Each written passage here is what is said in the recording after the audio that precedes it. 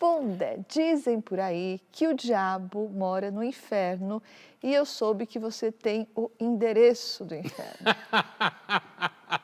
Mas não vou dar para ninguém.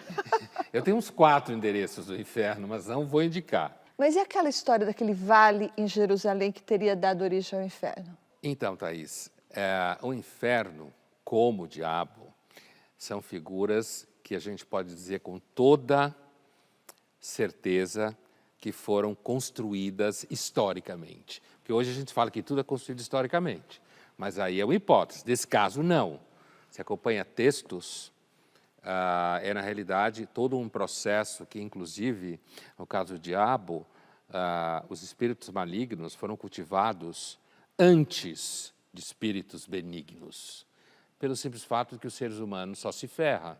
Imagine como era isso há 200 mil anos atrás. Então, tiraram a conclusão que existiam poderes maus. Então, estou dizendo isso porque, dentro desse processo de construção da ideia do que a gente chama de inferno, um dos elementos é um elemento geográfico, histórico, que era o vale onde se jogava cadáver de bandidos, de gente condenada por roubo, gente fora da lei em geral, né? E as pessoas, elas apodreciam, porque, aliás, era uma forma de condenação e de humilhação pública, você deixar um corpo apodrecer. Mas havia um vale em Jerusalém, um lugar, que nem um vale do Anhangabaú, um vale. E o nome desse vale, que é Guiena, acabou se transformando numa das fontes, das inúmeras fontes, que acabou por construir essa noção que a gente tem de inferno hoje, que seria um lugar para onde as pessoas vão.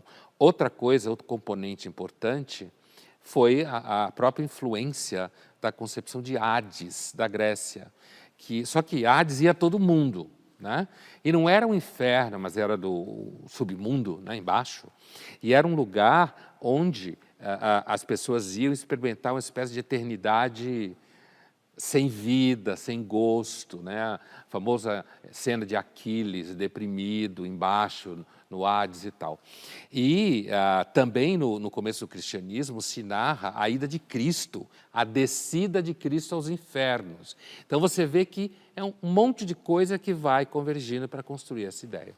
Você falou que os espíritos malignos nasceram antes dos espíritos benignos. Isso quer dizer que o diabo é mais velho que Deus? Se a gente pegar o diabo como uma metáfora, um dos estágios históricos da ideia de um espírito mau com poder, então a gente pode dizer sim, segundo muitos arqueólogos contemporâneos, já apontado por um historiador das religião comparada do final do século passado, chamado Carus, né, Paul Carus, um alemão, que é muito provável que nossos ancestrais tenham começado a adorar espíritos que nós chamaríamos de malignos. Por quê?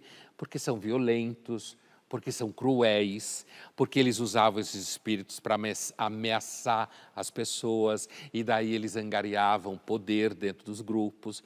Então, é bastante razoável dizer que o diabo, nesse sentido, nasceu antes de Deus. O mal nasceu antes do bem nas mitologias.